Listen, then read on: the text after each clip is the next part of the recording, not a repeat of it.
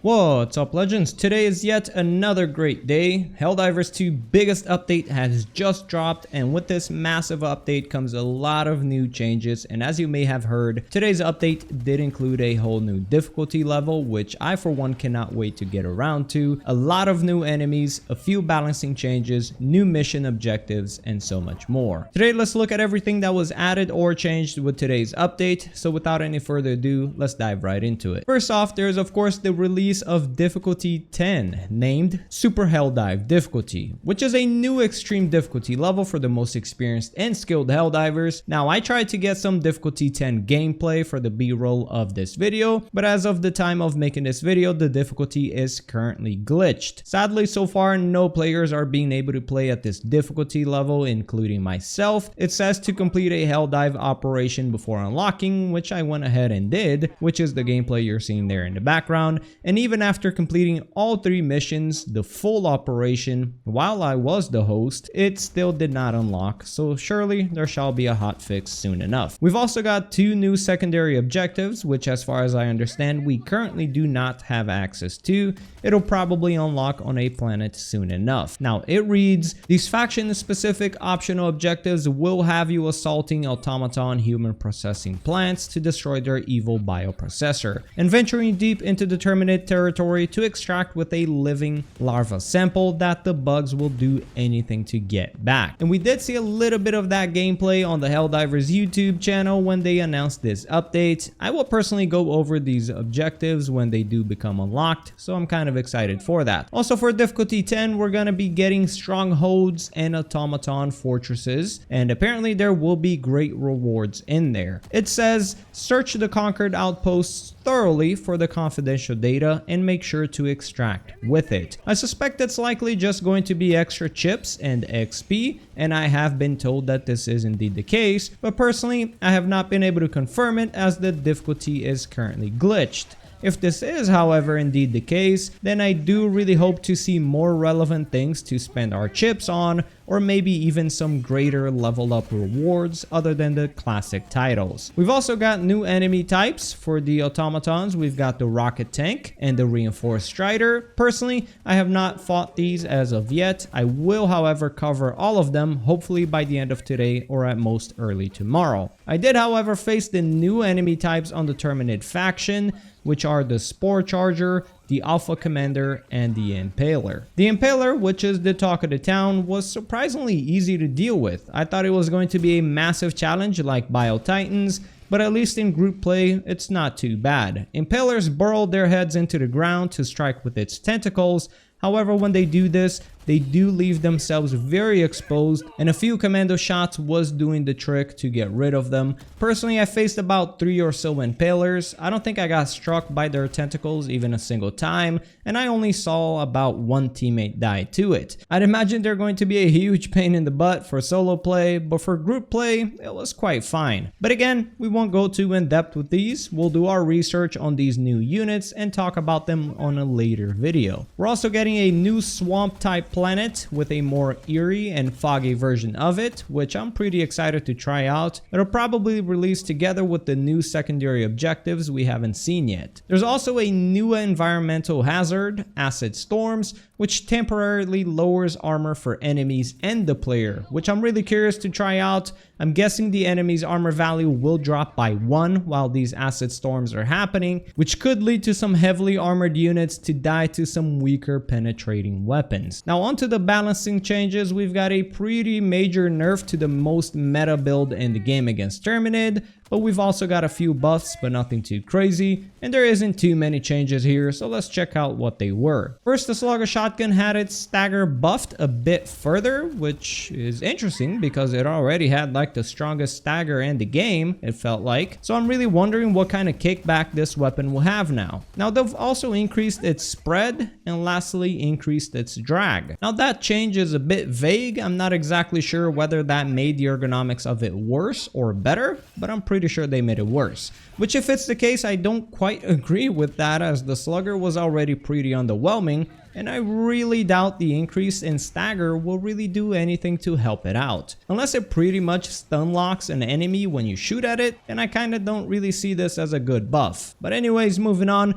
the Breaker Incendiary also received a nerf, decreased the number of magazines from 6 to 4, and increased its recoil. I used the Breaker Incendiary throughout the operation you're seeing there in the background, and I'll say the recoil is really not that noticeable. I mean, the weapon's already got like the largest spread ever, so it's not like a little bit of recoil will matter a whole ton. However, the ammo count is indeed very noticeable. I did run out of ammo quite often, and the nerf is very strong. I will say this though, I know a lot of people will get mad, but I think a nerf was indeed in order for the Incendiary Breaker. And tackling its ammo count is a good way to make sure the weapon is not nerfed to the ground. It's still as powerful as ever, you'll just need to be way more careful with its ammo count. I'm not against this nerf, and this is coming from a hard Incendiary Breaker user. Now we'll see how I feel about it later on. Grenade Pistol also had its ammo capacity dropped, this time from 8 to 6, but now also resupplies 4 grenades at once rather than just 2 from ammo boxes. I've also used this in the gameplay in the background. The decreased grenades weren't too noticeable in my opinion, and I'll say the extra grenade resupplies in my opinion more than offsets the nerf. And overall, I personally actually see this as a very slight buff. The CB9 exploding crossbow is now officially one-handed. What this means is that missions where you have to carry an SSSD, you can continue to use the crossbow while doing so, but most importantly, you can now pair the crossbow with the ballistic shield, adding another option for ballistic shield users rather than just SMGs. Now that's all the direct weapon changes. Now let's check out some stratagems. The guard dog has had its number of magazines increased from 6 to 8, making it a bit better. The orbital walk-in barrage has had its salvos increased from 3 to 5, and it decreased its movement speed by 40%.